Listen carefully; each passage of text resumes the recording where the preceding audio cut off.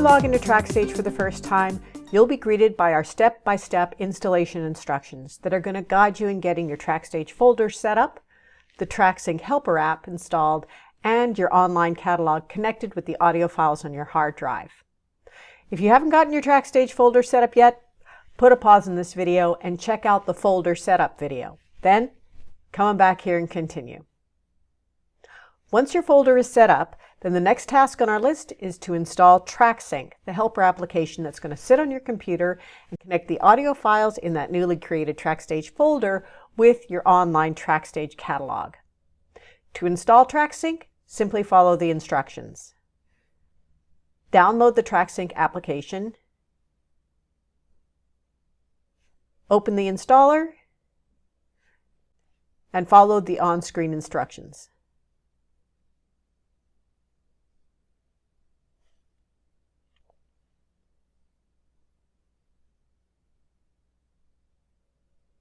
Next, start up the TrackSync application.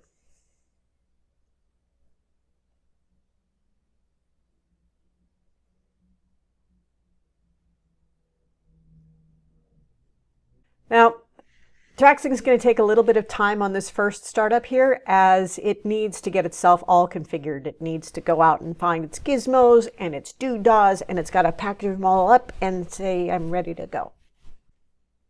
When the TrackSync login window opens, log in with the email and the password that you used to sign up for your TrackStage account. Okay, now it's time to connect our TrackStage folder. Click on the button to select your catalog folder, and then navigate to the TrackStage folder you just set up. Click Open, and TrackSync is going to log you out of TrackStage and then back in again as it finalizes the connection with your TrackStage folder.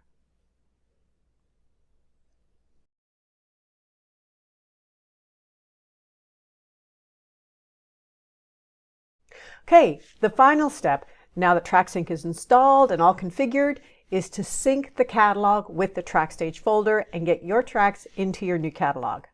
To do this, click on Process Tracks, Synchronize Tracks, and TrackSync is going to do its thing.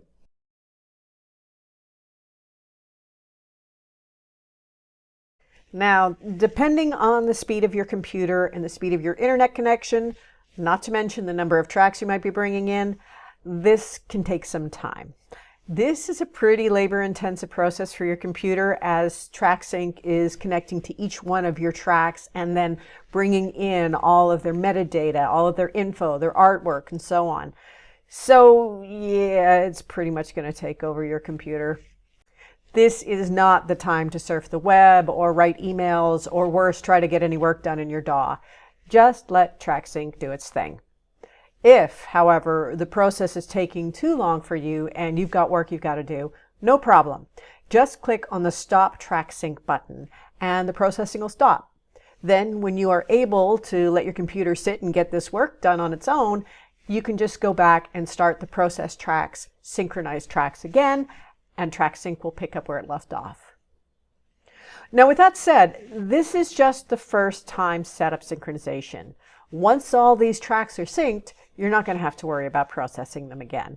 Processing tracks happens only when changes are made in the TrackStage folder that you want to bring into your TrackStage catalog, or when you are writing metadata to tracks from TrackStage. So unless you're bringing in hundreds of tracks at a time, you're not going to have to worry about this process taking this long.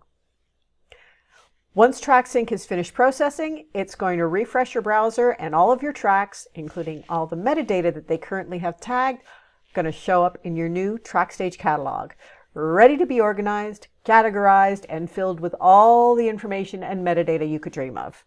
Your product inventory is officially online.